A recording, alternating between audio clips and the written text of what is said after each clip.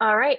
Well, welcome to Humans of DataHub. We're going to kick things off with an introduction from Fredrik. So Fredrik, tell us a little bit about yourself. Yes. Hello, my name is Fredrik Sannholm. I work as a engineering team lead at a company called Wolt, which is not very unlike your DoorDashes and Deliveroos and Uber Eats of the world. We operate in Europe, Asia, and so maybe the American viewers haven't maybe heard of us so much, but we're big in Japan. I lead the team I lead is sort of data engineering and machine learning engineering sort of infrastructure team. So we handle all of our infrastructure on both of those sides.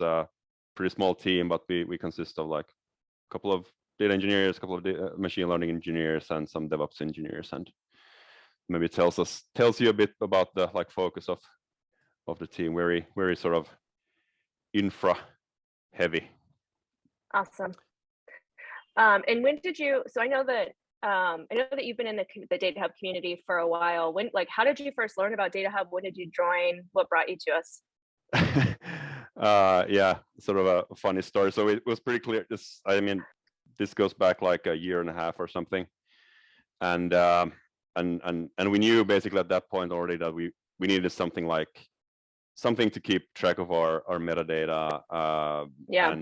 And lineage was maybe the thing I was most interested in, and you know, you do what you do and start Googling for like open source lineage tool, and you know, really nothing came up at that point of time. Of course, things have changed now, and there's a lot of different options, but we sort of just stumble upon a lot of proprietary solutions that we weren't very interested in, and then one couple of open source ones, but they didn't support lineage, and then we actually found this one very sort of a less modern that we sort of, it ticked all our boxes at the time, and we sort of let's try it, and I begged my colleague or team lead for the platform team and got a DevOps engineer to help me out to deploy it, and probably spent like a month on that thing, and got absolutely nowhere. Oh no! Oh no! And this DevOps engineer, I just like sensed it from his Slack messages that he was like losing his nerve on me, and I just had to find another solution. And then I don't know how I missed it the first time around, but stumbled upon like DataHub, and at this point it was LinkedIn was primarily developing it still, and it sort of ticked most of our boxes, not maybe all of them, but just the fact that they had like up-to-date docs. You know, you could deploy it locally with one command. It had lineage tracking, so that was a big plus, and it was sort of modern technology, Kafka, Kubernetes, all that stuff. So we just like went for it, and it's been a success story ever since. So good thing is that we're still in speaking terms with this DevOps engineer. So that's good. You didn't soil any relationships long term. That's good. Yeah. Yeah. What do you enjoy most about the DataHub community? It's really extraordinary, and I have to be honest, I'm not trying to like sell this to anyone, but it's like really one of a kind in my opinion. We are sort of avid user of different open source solutions. We do try to engage in with the community as much as possible, just to well, sometimes you just need help with some problem solving, or just get a feel for like, or get in contact with the core developer team, and I think DataHub is the DataHub community, or just a Slack channel there is just super like unique, and everyone's so super helpful. You know, you get an answer within, even though, you know, time zone time zone differences might be causing some sort of latency in the communication. You usually within a day you get a very good answer from either the core team developers or someone from the community, and yeah, more often than not, it's like spot on the troubleshooting guides and everything. So it's just like the responsiveness basically, and the like helpfulness of the whole community, and of course all the like great contributions, especially on the like ingestion side, popping up left and right, different or support for different sorts of ingestion sources. So that's really great to see. Well, and Fredrik, I have to say that you are a contributor to helping other people out as well. So we should thank you while we're here for that. When I have time, I try when I have time. I mean, we will take all the support we could get. That's for sure. So I'm curious. I know that you've been working with DataHub within Wolt for a while. Mm-hmm. What has it driven within your organization? Like, what has DataHub done for Waltz, basically? Mm-hmm. Maybe first and foremost, it's made our legal team very happy. So that's a big win for everyone. They're very happy with just being able to keep track of where's our sensitive data, where's it going, how's it being processed, where is it ending up, are we sending it to which third-party tool, third-party APIs. And especially, why are we sending it there? And sure, who's responsible for this integration? They don't know what intercom or Facebook advertisement. Why are we sending personal information to those? So that helps them a lot to just have that metadata.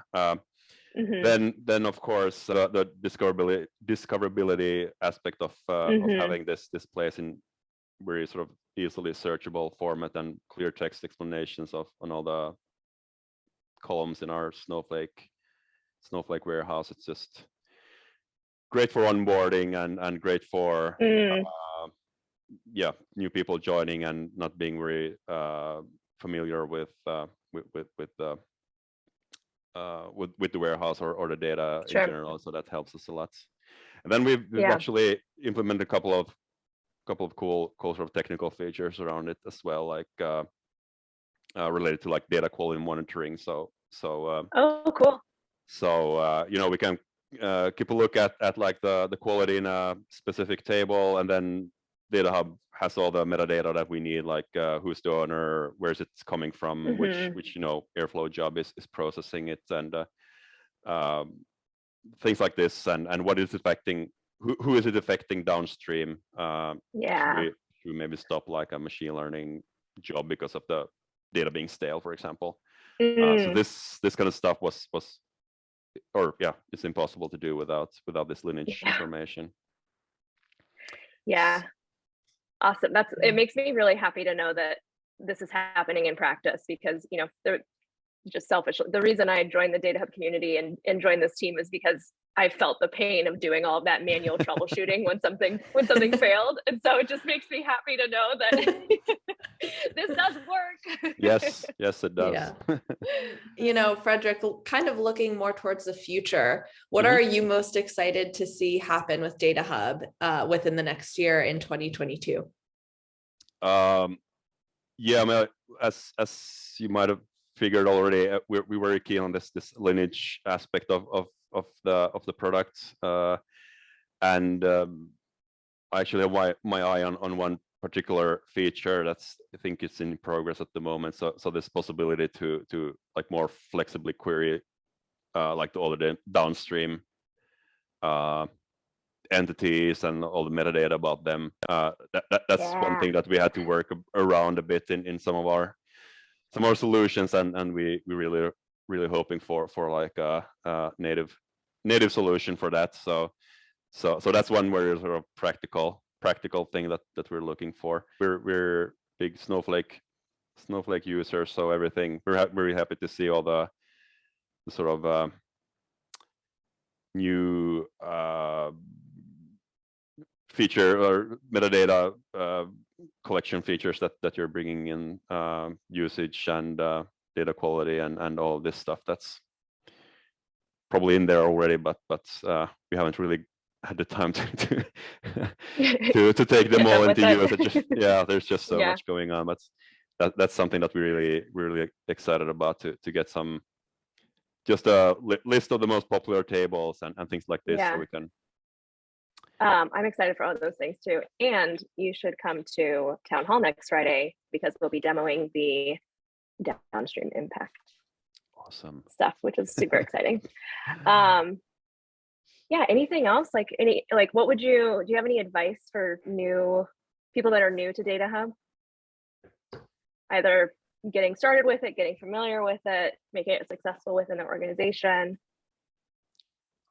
I think the only advice I have is just join the Slack channel day one. It's just just a great source of knowledge and tips and helpful people. And I mean, the documentation is already great, but there's just so much new stuff being added. It's difficult to just keep checking the documentation all the time. So just like listening in, or joining the announcement channel basically, and try to keep up with the features. I have to admit, I was following the notifications in GitHub for all new like PRs for a very long time. But it was just it's impossible. I had to stop that now. I just now listen to the like releases and announcement channel. It was impossible. It's so rapid. Yeah, it's so rapid. It's like I blink and there's 15 new features from the community. I'm like, what? How do you do this? Yeah, I feel a bit bad for not keeping. I think we're like 3 or 4 releases behind the latest release now, and I just have a really bad feeling for not bringing in the newest features to. Well, it'll be there when you're ready. Yeah. Plenty of time. I just think, to close out, I love this because I think Maggie has created so many amazing Slack channels. What is your favorite Slack channel and why? It's gonna be the announcements one. It's the one that I came. Really? It's my go-to one. Yeah, I need to. Yeah. It's got all the juicy updates. Exactly. Yeah. And, I try to keep them exciting with some emojis and some gifs, and then also like solid content. Yeah. And then every time I miss a town hall, I just I know the link to the recording is there, so I just. Yeah, perfect. That's the best source. Best source for me for the latest news. Awesome. Thank you so much for taking the time to talk to us.